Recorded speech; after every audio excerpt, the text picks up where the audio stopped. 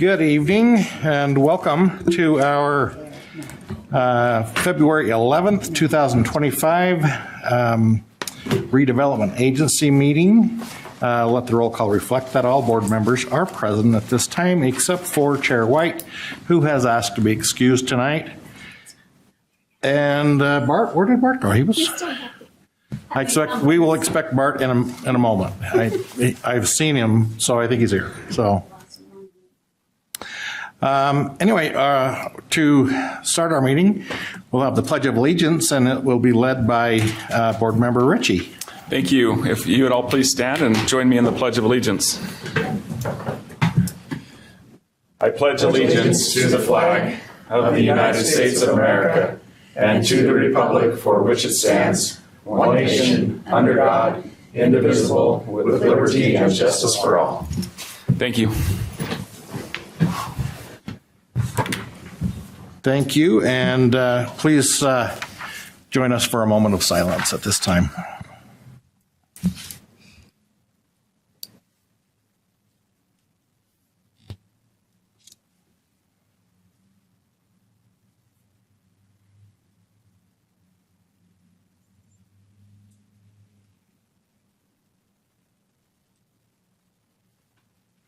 Thank you. At this time, are there any acknowledgements that we'd like to make note of? Okay, all right, we'll move on. We have the approval of minutes for the special meeting of November 19th, special meeting of December 3rd, and the closed session of December 10th, 2024. I have read those and found them to be accurate to the best of my recollection. And then we also have the regular meeting of December 10th. Board Member Myers. Do I call you Mr. Chair or you call me? Or I am not chair. I am the vice chair. So, Mr. Vice Chair, I have studied and reviewed the minutes of the December 10th meeting, regular meeting, and I would find them satisfactory. And I'd like to make a motion that we approve the minutes. Second. Okay, we have a motion by Board Member Myers, seconded by Board Member Ritchie to approve the minutes. This is a voice vote. All in favor? Aye. Aye. Are there any opposed? Okay, they do stand approved. Next item is the reports from administration concerning the fiscal year 2023 through 2024 annual report. And I believe Jared Johnson is our presenter. Welcome, Mr. Johnson.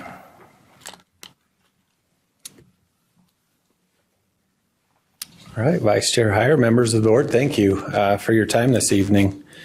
So we'll be going through and reporting out on some activities of the RDA for the prior year, some projects we've been working on, and talking about some of the items coming up as well, and then kind of going through a snapshot of some of the project areas. So one of the first things in here that we wanted to talk about, this is the mission of the RDA that's been printed for quite a while.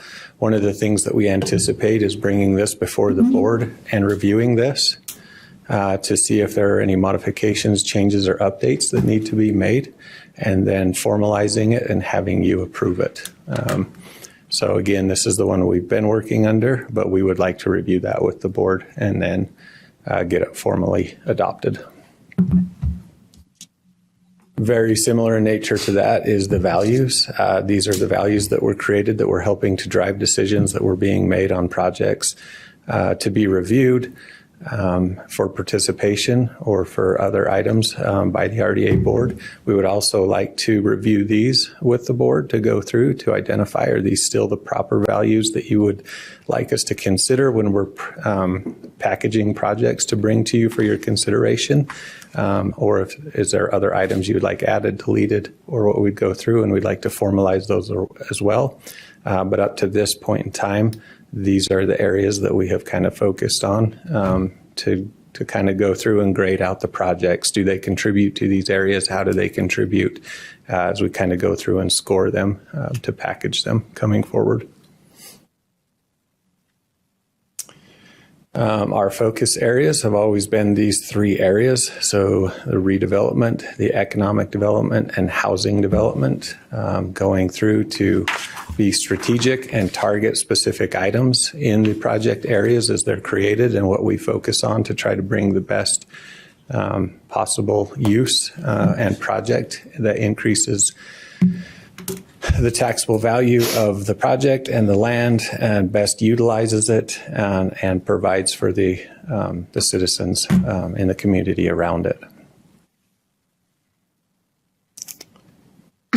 I think it's important to kind of identify in here what the role of the RDA is. One of our, by targeting, having very targeted investment strategy, following some of those provisions that we've gone through, it helps to increase our general revenue fund.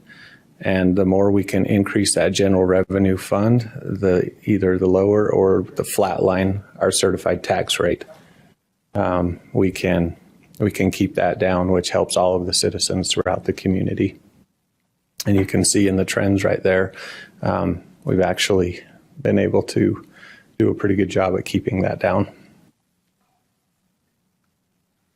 This graphic right here, we continue to utilize this graphic and show it a lot as one of our main educational tools to go through. It is probably one of the biggest questions that we get and receive right now when people are talking to us is tax increment financing. What is TIF? How does it work? How does that affect me? What are the objectives of it? And so we continue to utilize this graphic, and we like to put it in our information, again, as an educational training opportunity to show what the objective is and what we can do with TIF and how it works, and to help demonstrate in a visual the but-for argument, that some of these things may not happen but for that we were able to invest into these projects and help to change them and to go through to increase things down the road. And again, we focus on them as an investment. And I'll go through some of that in some of the other slides because you're right, we're foregoing some of that tax increment for a period of time. But again, as an investment, when it comes time for that investment to pay out, we've tried to maximize it the best we can to provide the best outcome again for the community.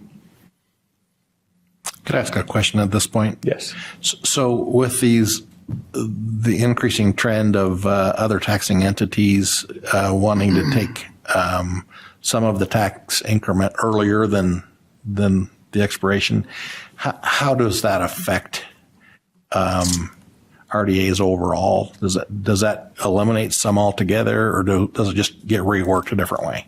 It doesn't necessarily eliminate them, but it does change how the performer works. And so as we go through and we put together performa over the length of the period and we set the budget, I would anticipate that by having a lower participation, we're likely to have lower budget accounts than some of the ones that we've seen in the past.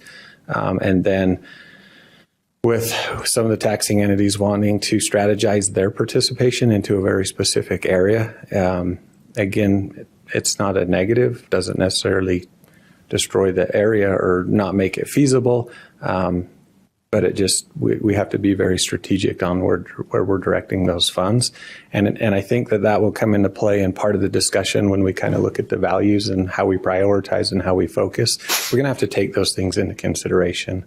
We have to say, okay, so if this taxing entity participates at this amount and their participation is only eligible for these things, then as we put these project areas together and as we start to look at projects, we're going to have to see how does that play into that. Can we quantify all of those different things into that?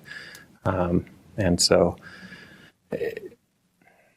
I don't want to say that it's a negative. It does create an unknown that we're going to have to kind of work through going on some of those, but it doesn't take the project areas away. It doesn't make them undoable, but it definitely is going to change how some of them work and again, what those end budgets are and what we may or may not be able to achieve in them. Okay, thank you.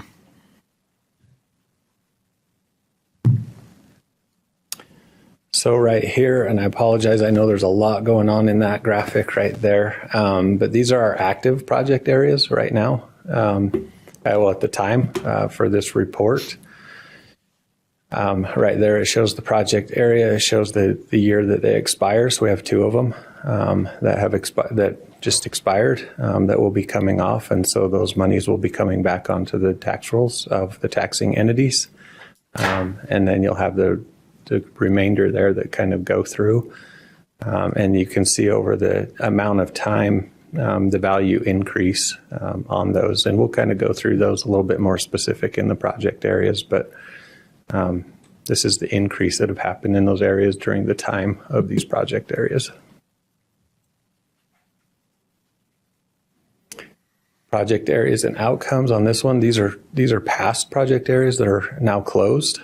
You can see the year that they were created, the year that they expired, and then the land value bases that changed during that time.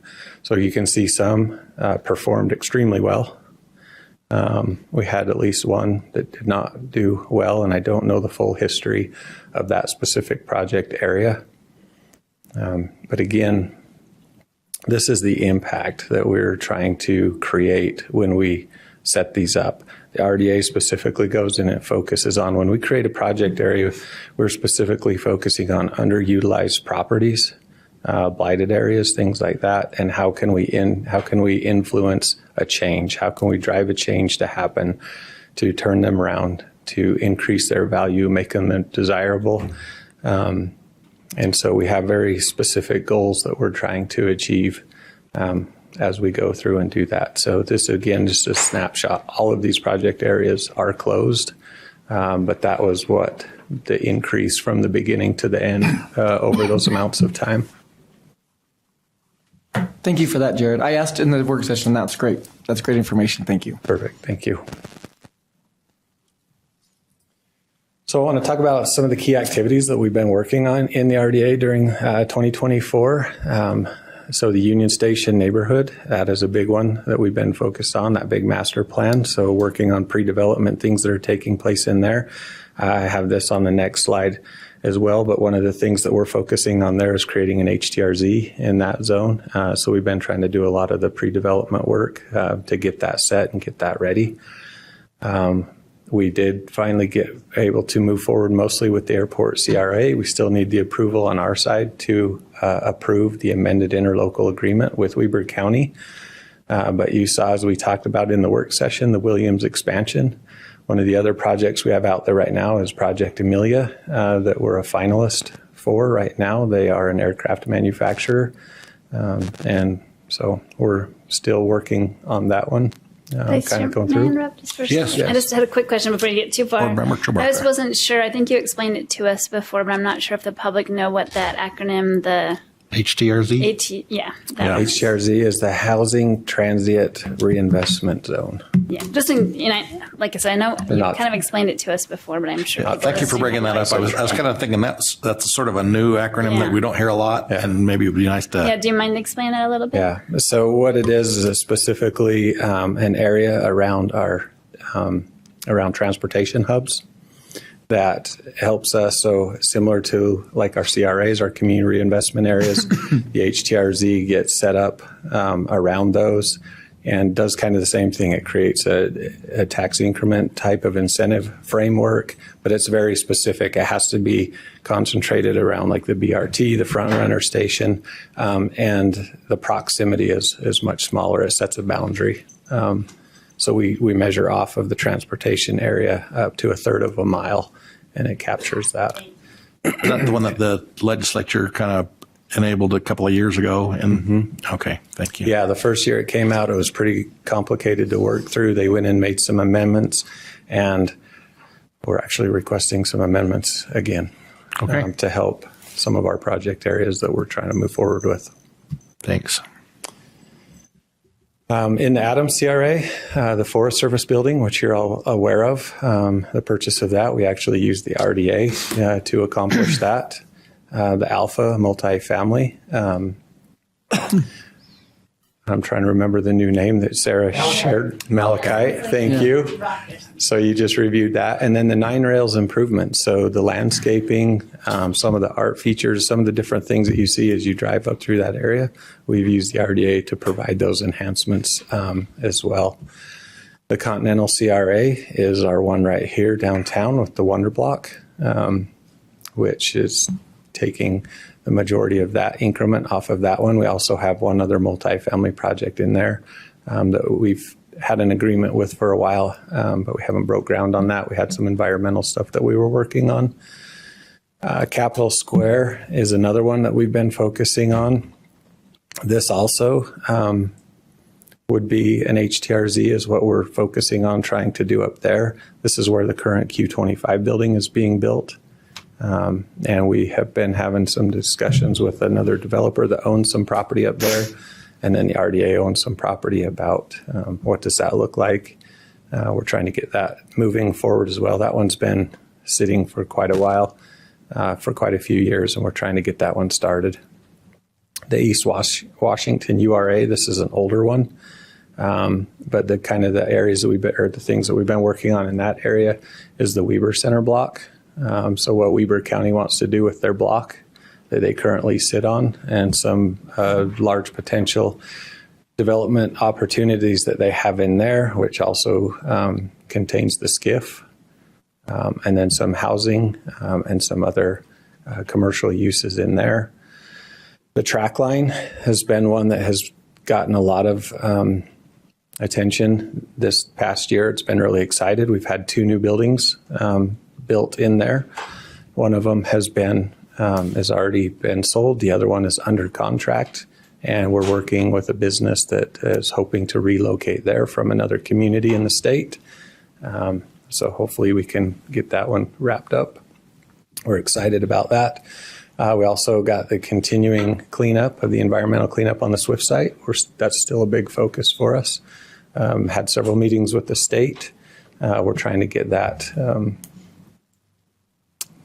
to a point that we can finally report out and get it completed. And then we also have the area improvements around track line. If you go down in there, that really is kind of a great little area. We're continuing to still do improvements and stuff down in there. And then in the Ogden River, we had the phase 3 of the Lotus Riverwalk phase 3 that we did the land exchange with in November. And we've got the River's Edge, which is on the east side of Washington. The Durbanos are the owners of that. And then we're working to try to figure out how to assemble the rest of that property we need over there for that park and that master plan, which I really, really like that plan. And so we're pursuing trying to get that taken care of. So those are some of the key activities that we've been working in those project areas the last year. Some of the upcoming activities still to take place. And again, some of these are a little bit repetitive, but it's the steps. The airport CRA will be bringing to the amended interlocal agreement. The Adams CRA that we talked about, hopefully getting the budget restructured for that one that would give us a little bit more capacity to do some projects over there. The Capitol Square HTRZ, East Washington URA, we're potentially looking at doing an overlay on that. So we have one project that receives incentive out of that right now. And then some of the other big projects that originally had been slated in that area never took off. And we're having discussions on those. And so we're kind of working through right now what makes sense to do with that. The East Washington URA is where the counties with the Weber block would be located. This is the big property across from the LDS Temple on Washington Boulevard, where we've been having some development discussions about some things taken care of or on that property. And so that project area doesn't have much time left in it. And so we're talking about what could we do because really there wasn't a lot that got the incentive out of it because it didn't happen. So could that be restructured? What does that look like? So that's a upcoming conversation that we'll be having with you. I mentioned the Union Station neighborhood, the HTRZ. A couple of other ones we're looking at. I've mentioned these a little bit before, but the Gibson Grove Fizz, which is the first home investment zone. And that doesn't have to be in one specific area. That actually can be spread around the city. So we're looking at putting that one together. Another one that has been requested of us that we've been doing the preliminary groundwork on, is 5 Points. We know that's an area that we haven't really done much with in a long time. And so we've started putting together maps and identifying the properties that would meet the criteria and the definitions to be included, and what would that boundary look like, and then what would the priorities be, and what would we focus. So we'll be bringing that to you as well for a conversation here shortly. And then West Ogden 24th Street is also one that we're considering. What do we do with that? And that one is mostly kind of being driven because of the new West 24th Street interchange that's going to come through there that has the potential to really change that area. And so that's just one. Vice Chair Heyer, can I ask you a question? Go ahead. So on these exploring options, particularly the 5 points, it's an area that I'm concerned about for sure. At what point is there public engagement going to be involved in that? I know you mentioned you're extremely preliminary here, but is that part of the process where we can find out what those communities in that area are interested in seeing in that spot? Yeah, so we'll do the preliminary groundwork to kind of go through and map out what we think would be an appropriate boundary for that project area based off of the criteria and the definitions that are set forth that we have to meet.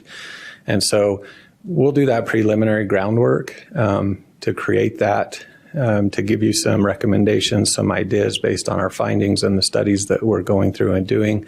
And then, yes, then we would be presenting that before the board in a work session. We could also, we will be incorporating feedback that we're already getting right now through the general plan process.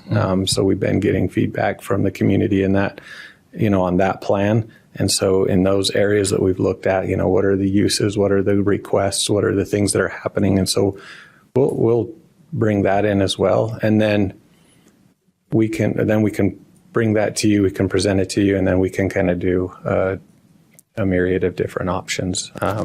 We could do, I'm trying to recall. I don't know offhand if we've done like an open house or anything for the public. Doesn't mean we can't. I mean, there's things that we could consider, but we'll be bringing that before you, and we could have those discussions about how to make sure. I think if there's an open house opportunity, I know with the general plan, the focus has largely been on the general plan's overall the whole city, but there's been a lot of focus on the downtown area and the Make Ogden plan and the Union Station. And so I think that particular area of the city might feel a little bit left out, and an opportunity to engage specifically with those neighbors would be a good thing. Okay.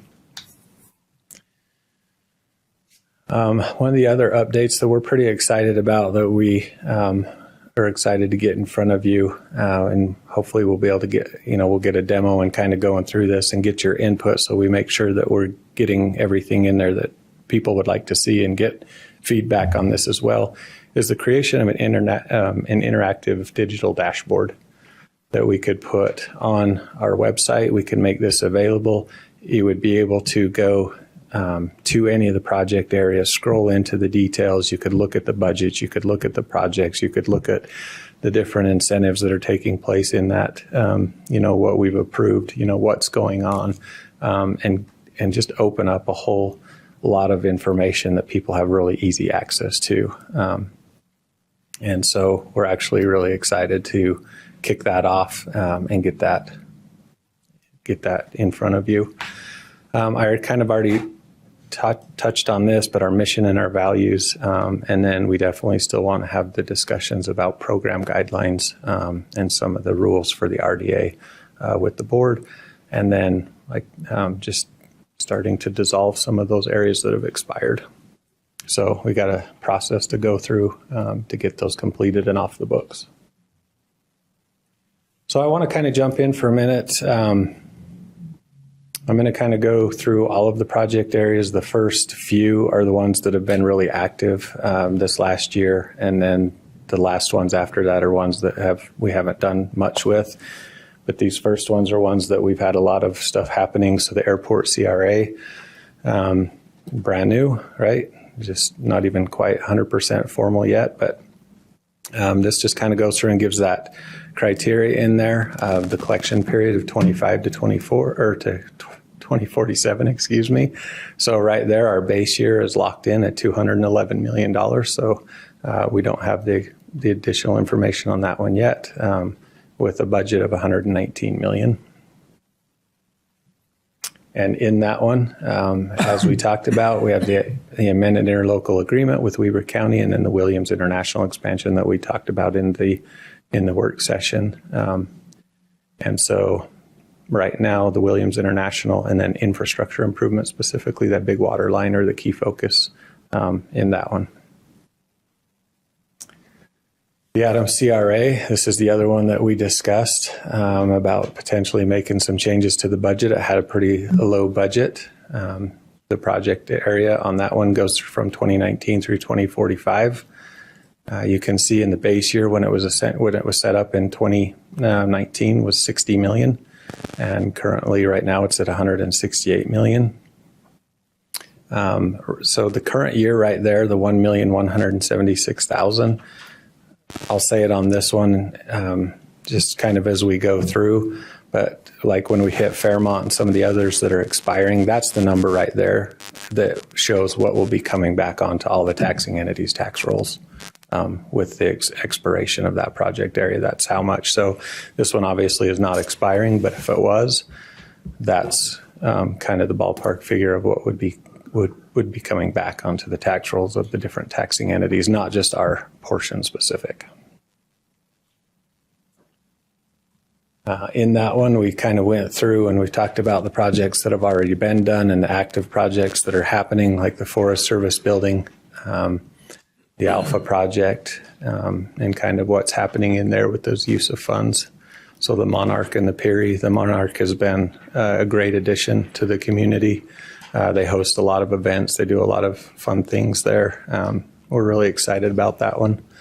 And then it also helps the maintenance and reserve fund for the Dumpke Arts Plaza to help us maintain that down the road. Continental, this is where Wonder Block is situated on this one. And Wonder Block pretty much is the biggest use of the TIF funds right now, is to pay back those bonds for that project that's going in currently. It also has the Highline Partners project. This is on Wall Avenue. Currently right now that property is empty. It was a detention basin, so it was kind of underutilized property. And so this one was started a few years ago. We signed an LTDA and a participation agreement with this group. We've been working through some environmental issues on the property, and hopefully we'll have a timeline here for you soon on when that one may break ground.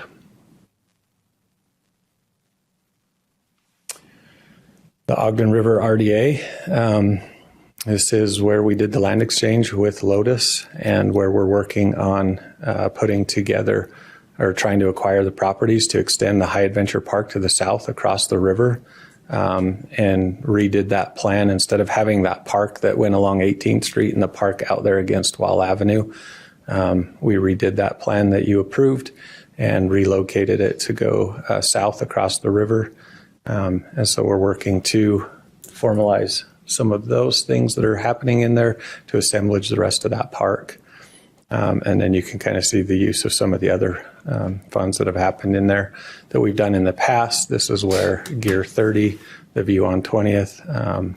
This is where we're also participating on Ogden River's Edge project. And I already mentioned phase 3. Trackline. This is Exchange. This one has been very, very active, as I mentioned. We have all but one lot is now built, which is exciting. We're going to be focusing on that last lot to see if we can get that one freed up and get that one done. And then also we're hoping to come before the board to have a discussion on the Exchange building here very soon. We've got some activity and some movement on that that we're trying to talk through some details and have some discussions on what that might look like. And pretty excited about that and hope to get that in front of the board here shortly. So that one just kind of goes through. There's not really any TIF on that one to utilize. So when we have projects that come in that request TIF on that one, there really isn't TIF available. All the TIF that's being generated out of that, as you can see at the bottom of the use of funds, is paying for our HUD 108 loan that we use to help finance the creation of that business park, and then paying back a another credit union loan that was included in the development of that. And if you want any more information on these, let me know. I know I'm touching on them pretty brief, just kind of going through them. The East Washington URA, again, this is the one right here on Washington Boulevard that would contain the county block and the property east of the LDS Temple. Not a lot has happened in that one during its time frame. And so this is the one that we are working on. What might that look like moving forward if we were to kind of rework it and maybe do an overlay, and what does that look like? So the Tower View is the project that receives incentive right now, and that's really the only project in that area that's participating at the moment. So that's kind of the end of the project areas that have been the most active, that we've had a lot of movement in or we've had projects in. The next few, like the Kiesel CDA, we've got some things going in there, but not quite to the extent of some of the others. We are having some discussions right now on the Kiesel building and some parking that the RDA owns over there that we're trying to work through some of those things. The flagship CRA is in BDO. This is one was pretty project specific, so it's not going to really do much more than what it is currently participating at. The CBD Mall RDA, this one is interesting to me. I had to do a double take when I was sitting down with the team and we were looking at this, and I was like, we really started this in 1977?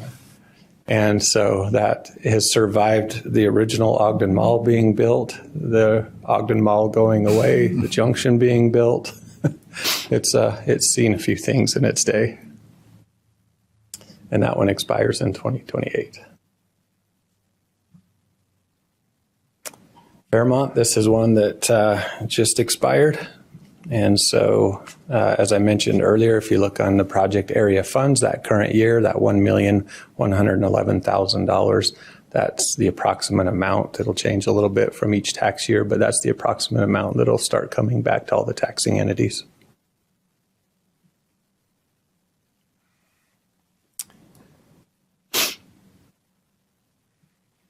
The Lincoln, this one also just expired.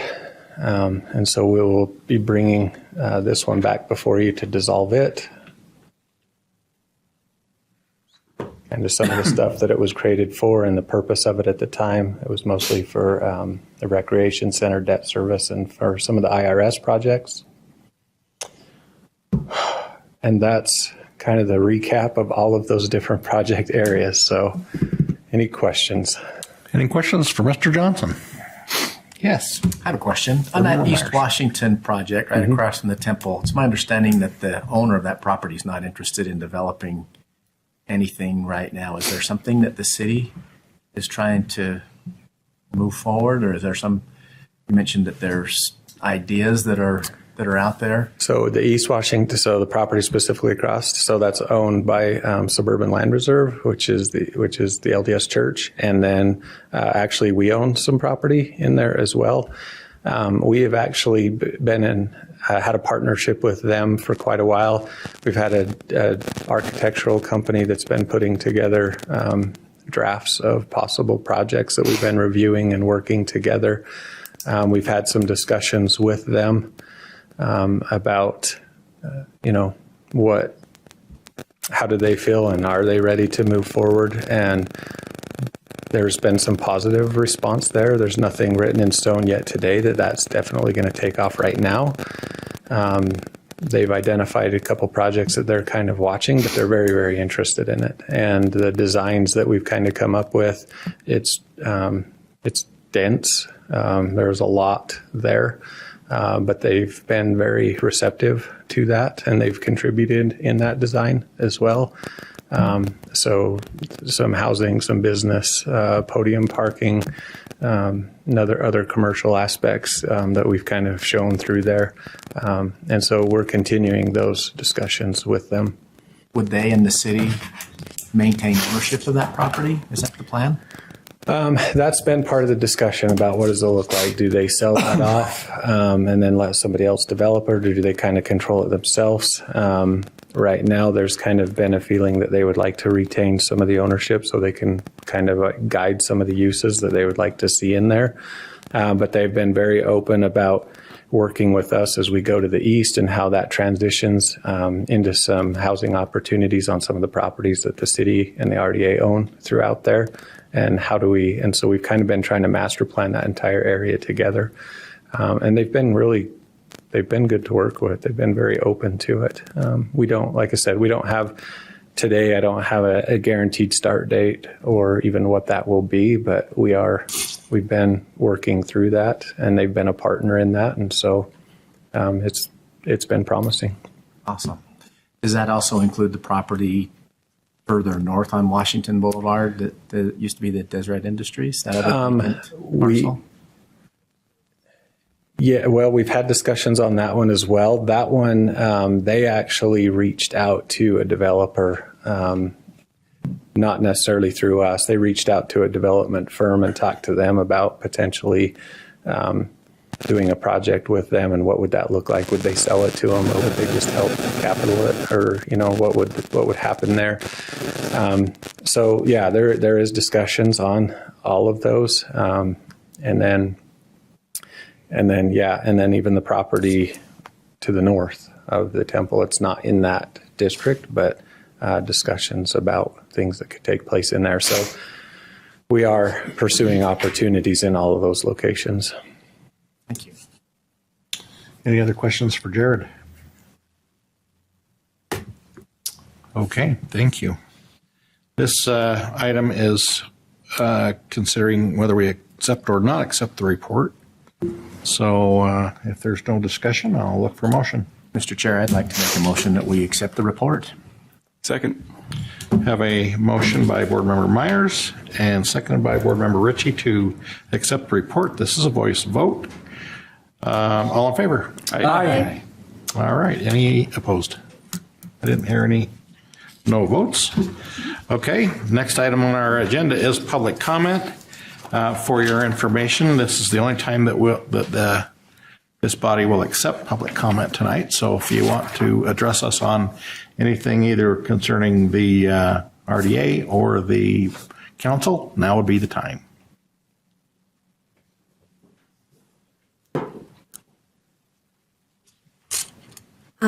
Linda Sanchez. After listening to him, I feel like I might have misunderstood.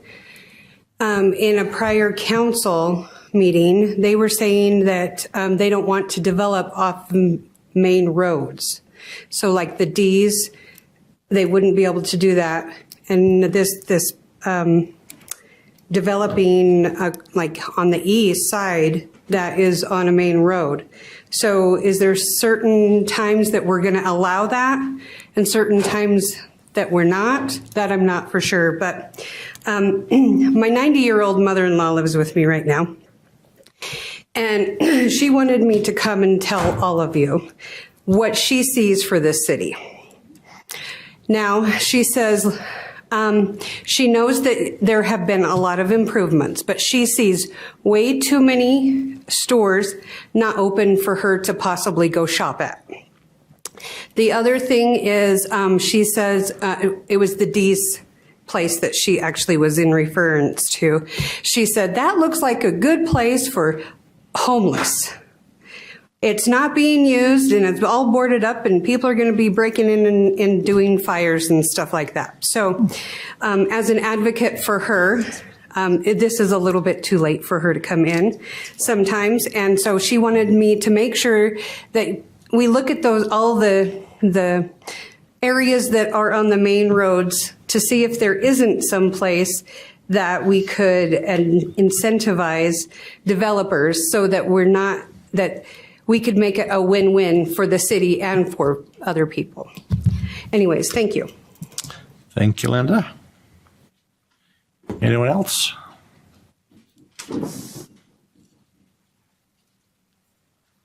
Welcome, Travis. Thank you. And I'll just say Mr. Pate now since you got the first name. No, I was just kidding. No, since you already got the first part. I had an opportunity to meet with a member of staff recently that we haven't made much effort back and forth since October 2023, when I kind of felt like I got beat up in front of one of the committees / commissions for my efforts in historic preservation. I think the one key thing that I'd like, and I had the opportunity again to express, was the dynamic of my neighborhood's been a campus my whole life.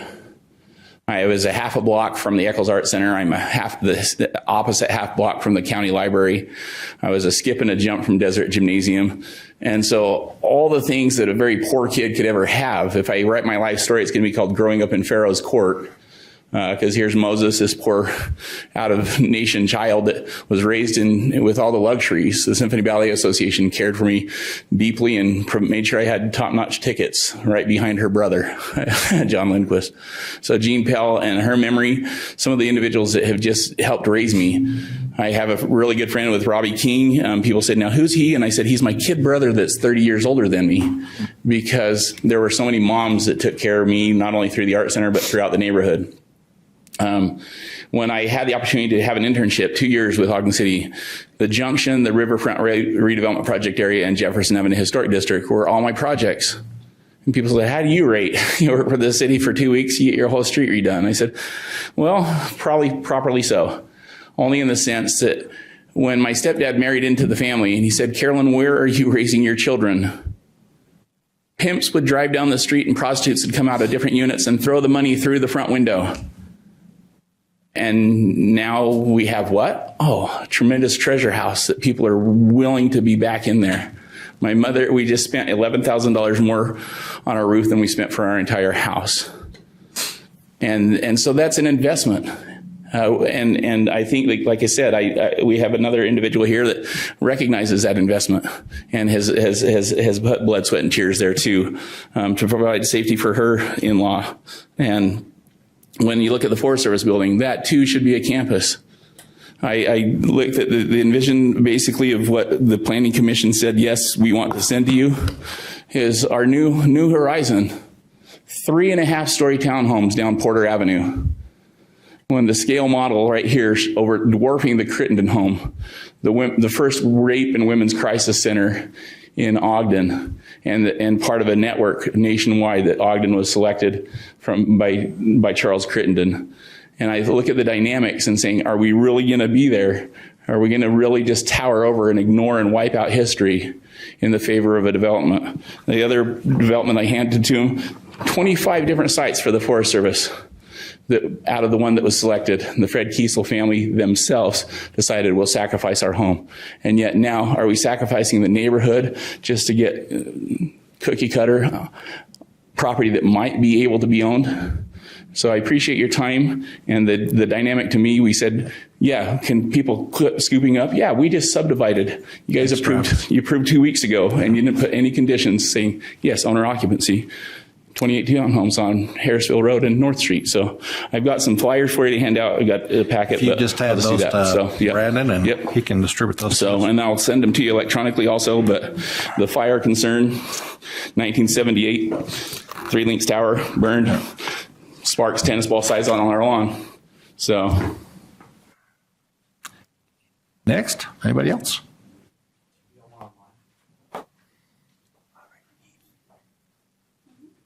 You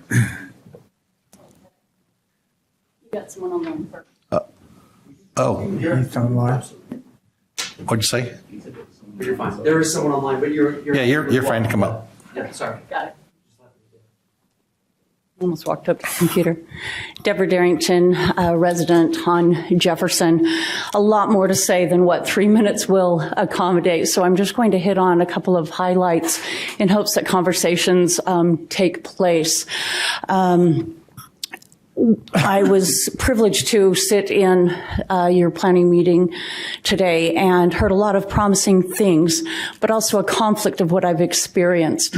I have opened several businesses here in Ogden and would like to open a lot more. One of my biggest concerns about being a resident here in Ogden is unless I am an avid shopper of buying my clothing at Walmart, I would be hard-pressed to find a place here in Ogden City that I could buy children's clothes, men's clothes other than missionary clothes at homes, women's clothes, baby clothes. The majority of my retail dollars are going into Riverdale. And I do everything I can to keep my money here in Ogden.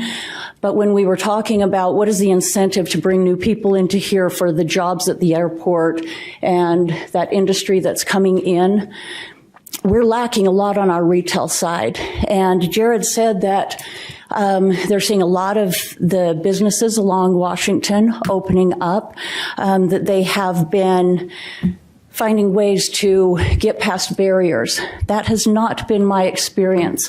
I spent over 8 months opening a basically warm a pizza shop that we finally got a license, opened up, and 2 weeks later we were shut down because our counter was 38 inches high instead of 36.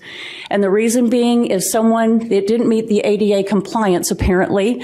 And I said, well, what would be the option of us taking that pizza, walking around the counter, handing it to that person who can't quite reach, holding the door open and helping them out the door? Wouldn't that solve the problem? And yet the pizza shop was closed down, which resulted in my son going from one job to another and now lives in his car. And so those are the barriers that are coming up. So somewhere we need to get a connection of the second floor talking to the third floor and having all of those things as simplified as we possibly can. I will quickly touch on a story that isn't mine, but one that I overheard while I was trying to figure out a way to keep his shop open. There was an older gentleman, probably 70, 75, that his wife wanted to sell soap. It was a hobby of hers, and the complications that were presented to him in that business office for him to open a little kiosk on the side with the taco carts to sell his wife's soap so they had a meaning, a purpose, and an income was shut down because we don't have an ordinance for selling soap out of a cart, only tacos. My time is up, but I ask that you open those conversations. I volunteer my time on any board that you want. I've served on economic development committees. I have been in retail since I was 13 years old and know the ins and outs of all of it. But we need to bring some sort of economic base here other than beer and tattoos. We've just got to move forward with that. Thank you, Deborah. And I believe online we have a couple of people now. Heath Sato. Hi, Heath Sato, Ogden resident.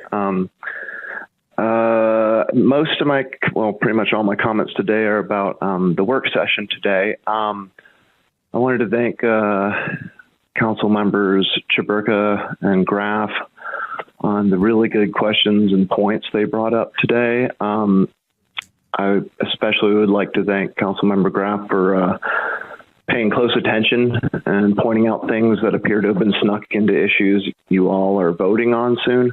I agree it does not feel transparent at all, and I would like to see more vigilance in general surrounding these matters before you. I also want to thank you for asking if the presentation about Ogden's economic numbers were just Ogden or the Ogden-Clearfield metro area. I've brought this point up almost every time we use Ogden-Clearfield for economic or housing metrics. This should be mentioned every single time, and here's why. Even when it's admitted that we're discussing the Ogden-Clearfield area, people may think it's just Ogden and maybe Clearfield, and that's far from the reality. As of 2020 census, this Ogden-Clearfield metropolitan statistical area has a population of 637,000 people. So we make up about 13% of that population. And when we talk about economic growth, housing, tech industry growth, et cetera, we have to keep in mind this area includes all of Davis, Morgan, and Weaver counties, meaning it includes Ogden and Clearfield, Hill Air Force Base, North Ogden, South Ogden, Layton, Kaysville, Farmington, Bountiful, North Salt Lake, and many more cities. So we got to keep in mind what it really means when we talk about economic growth and housing and all these factors in that area. It's not just Ogden. I just think it's something that should not be glossed over lightly. Also of note from the work session, I'm glad to see the county's new limitations on TIF packages for developers is creating better deals for the city and county when negotiating with those developers. So really glad to see that. Thanks. Thanks, Heath. Another online, Teresa's phone.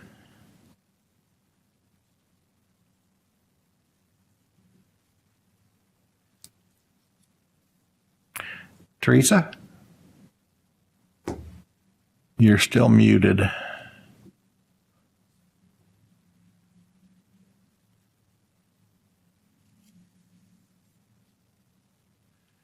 We can't hear you. Oh, and she's gone. Maybe she's trying to log back on, I suspect. Well, we'll proceed and see if she gets back on. Any council members want to address any of the public comment?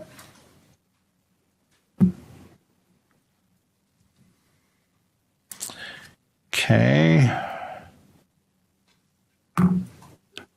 Mayor, would you like to address any of those? Not really. I'll try. Okay. I guess I'm just not really sure what else to do. I'm not really sure how much harder to try. And for the answer to be that we're being transparent, not being transparent, that we're sneaking things in, that we're being cronyism, whatever. I don't know what else to do. If you've got suggestions on how we could be more transparent, please share it with us.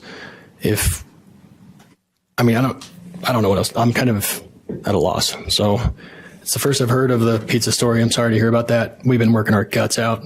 We got 2 people here tonight that intimately have been diving as deep as possible into all of those things on the second floor. We're working on solutions the best we can. We hit the mark 95% of the time or more. But the only thing we ever talk about is the 1 or 2% that don't go perfectly or don't go well. And that's what we're trying to fix and trying to change. Yeah, I don't know what else to say, but we're doing our best. Thanks. Thank you. Council members, or board members, sorry. Wrong meeting.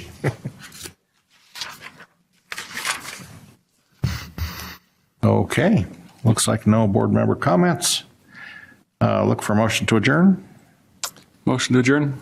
Second. Okay, got a motion by board member Ritchie, second by board member Blair to adjourn. All in favor? Aye. Any opposed? Okay. We do have to reset for the next meeting, our special city council meeting.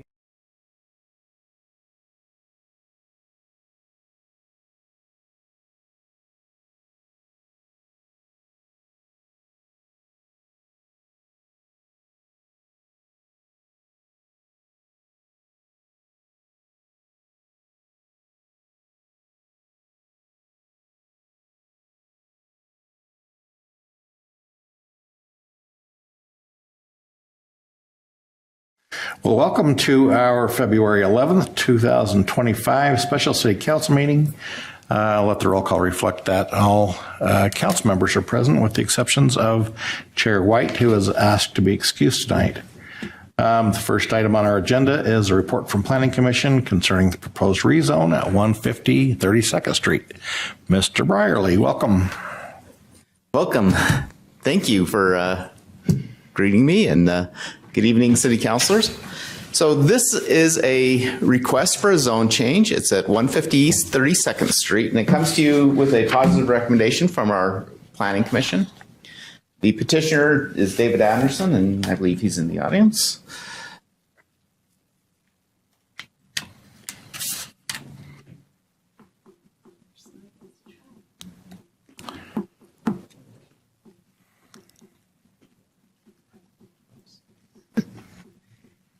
There we go. Okay. Okay, this particular property is just under an acre. It's at 150 East 32nd Street. It's currently zoned C2, which is a commercial zone. It's in the Jefferson community. And as you know, the C2 zone until recently allowed multifamily residential development. Late last year, the city council adopted an ordinance which prohibited multifamily development within this zone. The applicant is wanting to do a townhome project, and so they are asking to do a zone change to an R4 zone with a conditional overlay.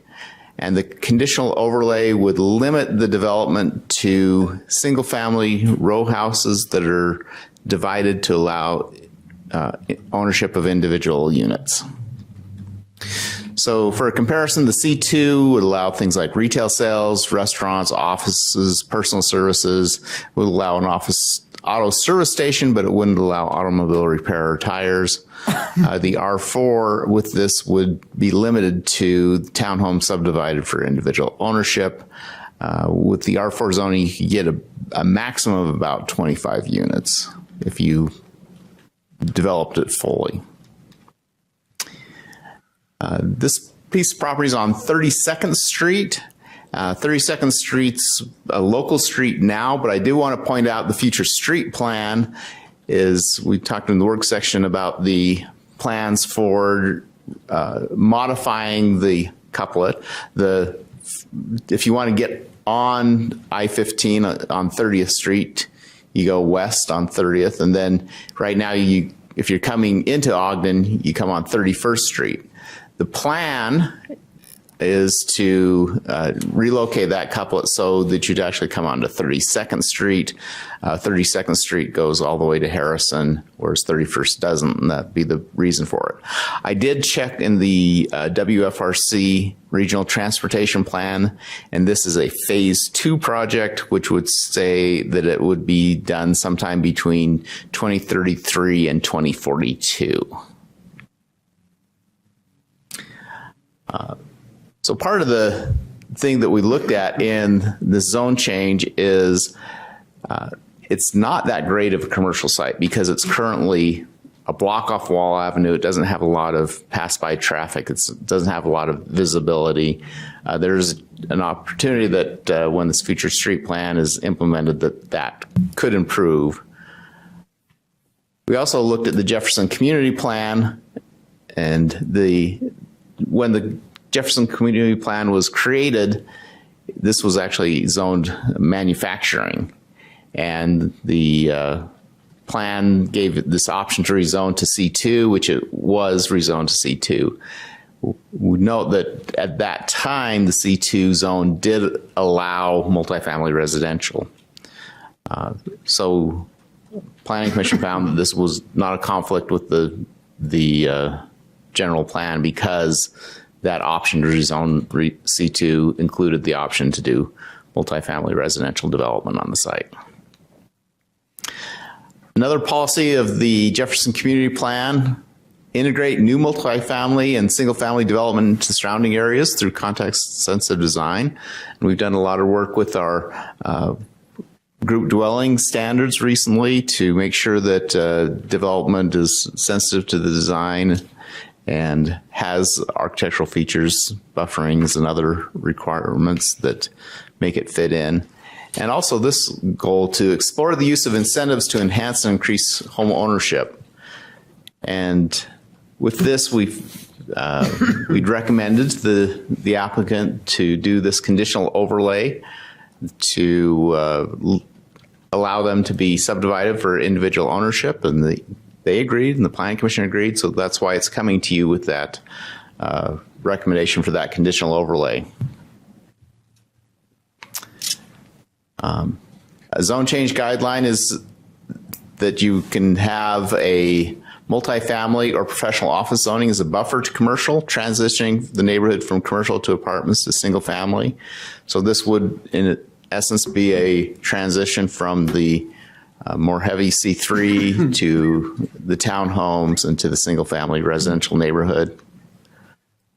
Another zone change guideline is that there should be a definite edge to development and buffering between types of uses to protect the integrity of each use. So in this case, you would have townhomes on the north side of 32nd Street, and on the south side would be in the single family home. So there would be a definite edge. And zoning should reflect the prevailing character of an overall district or neighborhood. And Jefferson neighborhood has a mixture of zonings that was been developed with industrial and commercial and single family and multifamily over time. Those you see on the map, as you head to the south and to the east, it's more residential. So the Planning Commission found that it was consistent with the overall district. So here's just looking at the site. You do see there is the tire store on the west of the property. The property itself is vacant, and again, it's not really a real prime commercial spot, so it's been vacant for a while.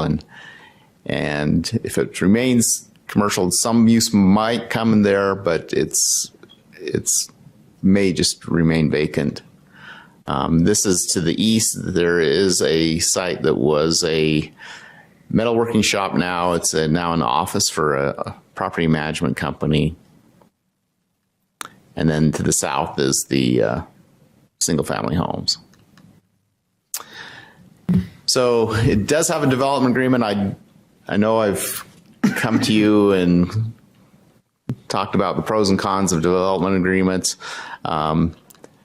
This development agreement would limit to units subdivided for individual ownership, which is consistent with the community plan. And mostly it's because the conditional overlay requires it. We are working with the code update where we'll provide an option where you wouldn't necessarily have to have a development agreement to do a limited overlay. But for now, it requires a development agreement. So this did go to the Planning Commission, and they do recommend that you approve the zone change with the development agreement and conditional overlay. That concludes my presentation. Okay, any questions for Mr. Brierly? Okay. We have elected to receive public input on this item, so if anyone in the audience would like to speak to this. Vice Chair, do Yes. we want to allow the petitioner to? Oh, absolutely. We want to let the petitioner speak. Hang on, Mr. Pate. Let's let them. Thank you. Yeah. Let's go ahead and let the petitioner have a minute. Welcome. Welcome. Thanks, David Anderson. And I don't know that I have much to add. I think Barton articulated pretty well why we feel like this site is a good site. I guess the only thing I would add is I purchased this site 5 years ago from my grandfather, who was a commercial developer. And he'd owned it, I think, for 50 years. So he's been a part of the community up here. He, I think, owned the Wonder Bread facility to the north and sold off the site to the Big O Tire. And this site, obviously, for the reasons explained by Barton, just isn't much of a viable site for commercial use. We've tried to attract commercial users to the site. I've been willing to develop, lease, sell, whatever, and have just been unsuccessful. And then with the city's desire and the community plan at the Jefferson community to provide more single-family housing, we feel like this seems like a logical use and promote what the city's after and change that site from 50 years of being full of weeds and attracting people abandoning their cars there, and me having to mow the weeds. And so we'd love to do something on it that I think would help revitalize, add sidewalks along the street. Right now there's a discontinuous path for people to walk, so I think there's a lot of benefits. And anyway, so appreciate you considering it, and happy to answer any questions of me. So, any questions for Mr. Anderson? I do have one. I am curious as to, is it your intent to develop it and then sell off the parcels yourself, or you get a dispose of the whole piece to another person? Yeah, I'm still open to that. I mean, I've had a lot of people approach me to try to do some kind of joint, venture. I'm not a home builder. I'm just a real estate guy. I'm a real estate investor. So I'm open to whatever makes the most sense to, get to that end result. It may be something I do myself. It may be something I partner with someone or, sell to someone to allow them to do it. I think I heard that you were in discussions with our planning department on this idea before our zone change happened. Is that correct? Or? Yeah, that is correct. Wasn't aware this was coming down. So when I was C2 and it was, multifamily was an allowed use, I changed some site plan sketches and some emails to actually do townhomes. Apartments were allowed, but I felt like the townhomes and the row houses were consistent with what I think both the market and the community wanted to see there. So I was going down that road and had submitted some sketches, but then, had not formally applied. I was probably within a week of doing that, and then it was too late. So okay, thank you. Yeah, and the only thing I would add to that concept is that under the previous zone there was a little bit more favorable setbacks and some things, but I'm working around those and happy to accommodate that to continue forward. So, all right, thank you, Mr. Anderson. Thank you. Anyone wish to address this issue?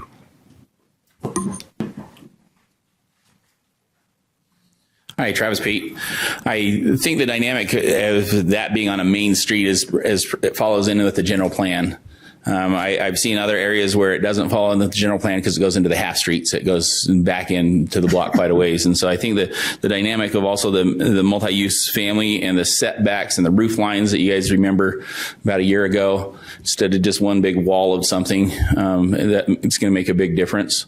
And I think that to me, that also the mindfulness of besides just the varying roof heights is that there's the possibility of different uses, not just a cookie cutter 3.5 story or whatever the dynamic is, that there can be some transition from the neighborhood. So if the neighborhood to the east petitions and says, hey, we do want to rezone also from the commercial and to this residential because look, it looks like a good model, that there's somewhere that there can be some connectivity.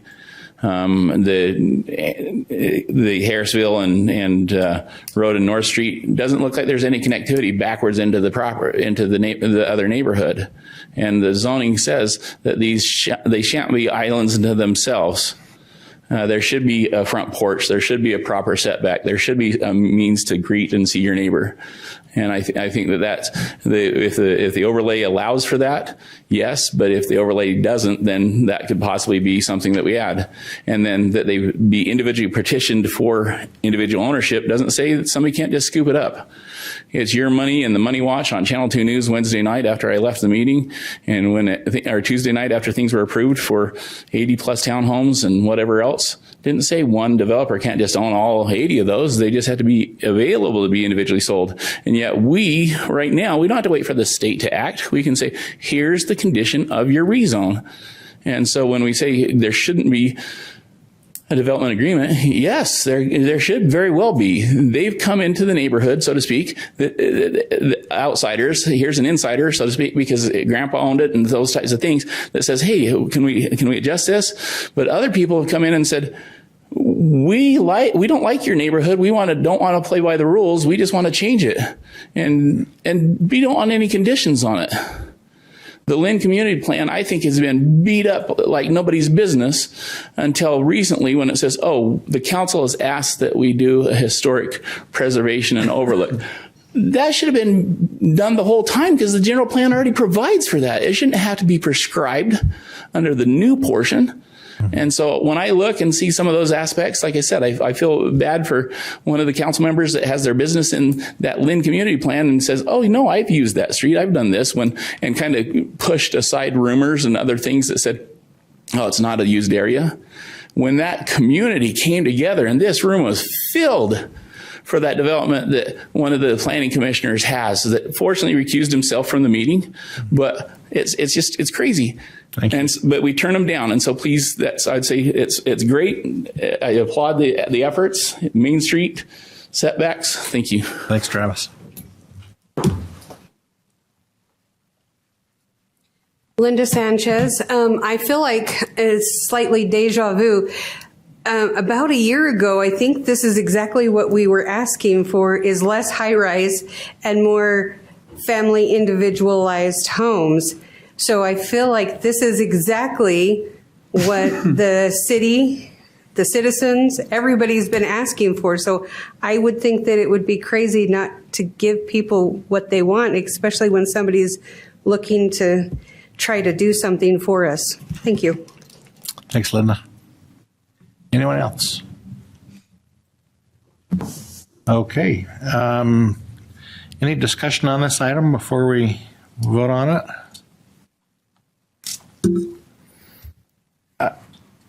Yes, please. Thank you, Mr. Chair. I'd just like to ask, what is the possibility of putting a conditional type of use permit and what that does for the Andersons with that type of private ownership condition we're on that property or in the development of the property? Sorry, I got a tickle. It is being proposed to a R4CO, so that would be that conditional overlay. And I maybe have some questions about that also, and this is what I'll bring up and add to your comment. If this was a business wanting to locate next to a residential area, we would require all kinds of mitigation. But since it's the other way around, the problems are still going to be there, especially at a tire store. You know, you're going to hear compressors and impact wrenches, and they're kind of irritating. Is that an element of the conditional overlay at all? Some mitigating features? So it's a good point. There really isn't. I mean, there are design standards. You have to be, 8 feet from the property line for your aisles, and there's setbacks. But there is not a specific requirement on the residential to do any mitigation of like noise from the commercial. Yeah. So yeah, you're right. There is not in the development agreement or the development code. Not in there either, huh? Okay. All right. Any other comments? Well, and I don't mean to repeat what you just said, but I feel like you were asking a little bit different question. You were asking a little bit more about, could we add to the conditional overlay some parameters around that being owned each unit? That's what I heard, but I don't want to be just saying exactly what you said over again. That was the intent of my question. Can that be done? I guess that's a question for you. So I think you could add something to that. It adds a level of complexity.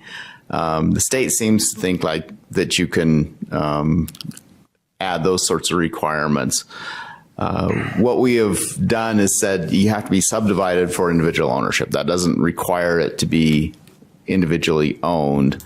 The reason why we haven't pressed that is really enforceability. It's very difficult to enforce. If you have, say, a couple that buys a townhome, they live there, and then they go off to Florida, or they go on a mission, or they go to the nursing home, and then they let their daughter live there. Well, now it's not owner occupied. And so, does the city go knock on the door and say, daughter, get out? You're not the owner to occupy. That's the crux of the challenge that we have, is the enforceability of that. So you can add that as a condition, you can add that to the agreement, but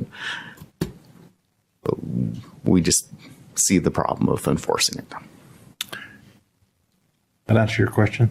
Yeah, what does that do, however, Martin, to an initiative that we want to have more private home ownership in our community? I hear what you're saying, but it also pushes it forward so that leaves open the door for other developers or other businesses to come in to purchase homes and then rent them. ultimately? Yeah, so if you did just a standard single-family residential subdivision, still a company could come buy up all the homes and rent them out. So the one step forward we're taking is at least you have the opportunity to sell these to individual owners, as opposed to if it's apartments, you really don't have that opportunity. I believe it's about a year ago, I did some research and presented it to the council where it was like 80% of these that are subdivided for individual ownership do have owner occupants. So you're still missing 20% or so. I know there's one project that's subdivided and it's all owned by one owner, but that was the exception. So you're not jumping all the way there, but you're making a step forward to individual ownership opportunities. And I would say, just to Council Myers, I think that one thing that I've kind of advocated for is a challenge is that sometimes we want to place parameters on private owners that maybe we don't even follow as our city. We could do things with our own city property that are more innovative, because then we're putting those rules on ourselves. That's my argument anyway. You know, we could like deed restrict it or something if it's our own property. But to do that to private owners, I think is a little challenging because they have their own rights to do what they want with their property. Right, right. So in other words, you recommend that we not put that type of a conditional use permit? Is that what it's called? I'm sorry. It's a condition on the conditional overlay. Yes, I would recommend that you not, but I don't think you would be prohibited from doing it if you wanted to. Does that make sense? Is there a way to, or just how would a homeowners association work to maybe enforce that rule instead of having the city do that? Is that something that we could look into? Mm-hmm. Yes, homeowner associations, that's typically how those are enforced with various levels of success. But this project doesn't necessarily consider a homeowners association as part of the conditional overlay. It would require some sort of homeowners association. Once they're subdivided, you have to have some entity to manage the common areas. So it'll have to have that entity formed. That might work. Yeah. That might satisfy the concerns I'm hearing. Yeah. Okay. Anybody else want to talk to Barton about something? All right. Thanks, Barton. Thanks. All right. Mr. Chair? Yes, sir. Would it be possible to ask the petitioner again to share his comments and thoughts over? Yeah, would you like to address some of the comments that you have heard? And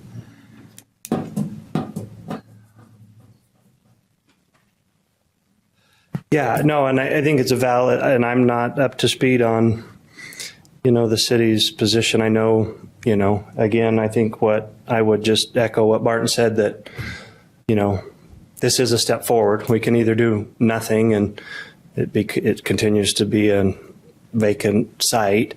I can only speak to what I anticipate being the likely outcome of it. We can never, there's always a possibility someone could come buy all of these and one company uses them as rentals. That's not my intention.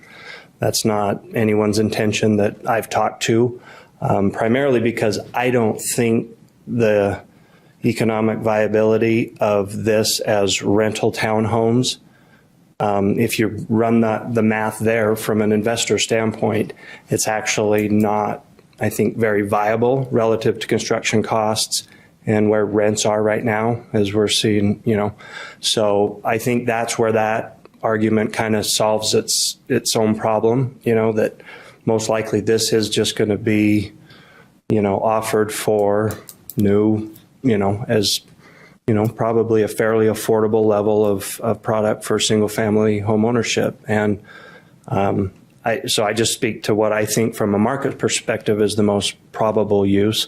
But technically, there's nothing in there that would prohibit someone. But I just, I'm a real estate investor, and I just don't see the economic viability of this as a rental project. So I don't know if that helps, but that, in my mind, reduces the likelihood of that being the most probable outcome in my mind. Chair. Oh, Would you address the noise mitigation between the tire store and this project? I think that's a real thing. Yeah, no, I mean, it's never even crossed my mind until that came up. And I mean, it's a good point. It's usually in the reverse scenario where if these were townhomes and all of a sudden they were putting a big old tire, what would they do to mitigate the impact on the neighbor?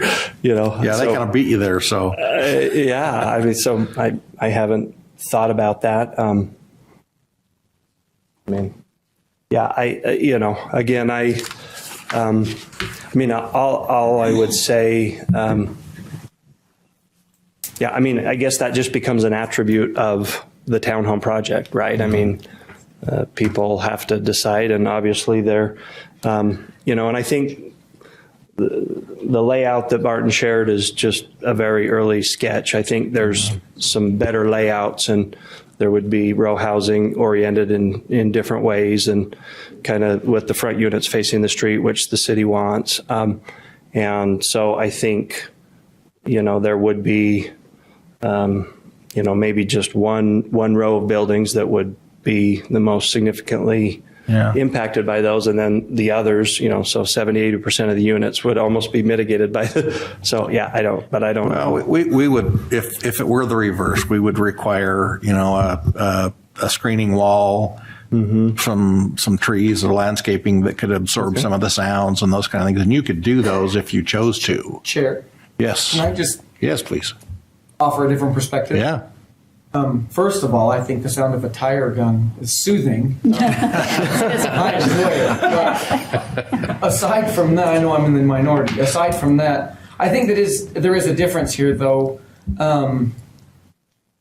It's different. It's different if I were to buy a home, and then a business that would negatively impact that quality of life moved in next to me. Whereas this is already here. You know what you're getting when you move in. Does that make sense? I do know what you're saying. Does that make sense? Yeah.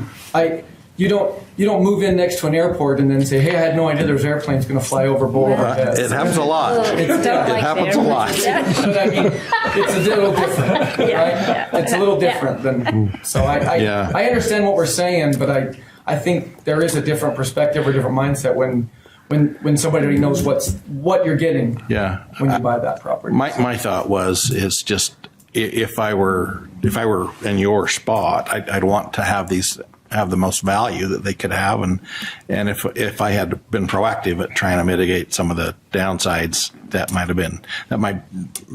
it might pay you dividends to do the wall and the trees and whatever it would take. But if it's not in the conditional overlay, I guess it's up to you. So no, and I agree with that. I mean, I think a lot of this we can kind of require it, but some of it I think is common sense, because I totally agree. I think that would make the most sense. I would anticipate putting trees there and a wall, because I think there would be a return on investment for doing that, so that those, that mitigation does make those units more valuable, because, they're not just staring at the side. Well, you're pretty close to wall too, and it's a pretty busy street. Yeah. So I don't see any issue with it, but because I think it's probably what common sense and kind of market viability would dictate on its own. So yeah. And our noise ordinance is impossible to enforce, so it works out. Don't tell him that. We don't want people to know that. No, Well, thank you. Mr. Chair, I have two other got every follow-up once in a points. while, yeah. My first point is just in agreement with Councilman Blair. I have a friend whose neighbor sold his farm out in the West County, and a lot of people moved in, and they moved in right next to a cow pasture, and after they'd lived there a couple of years, they came to the Weber County Commission and said they didn't like the smell of the cows.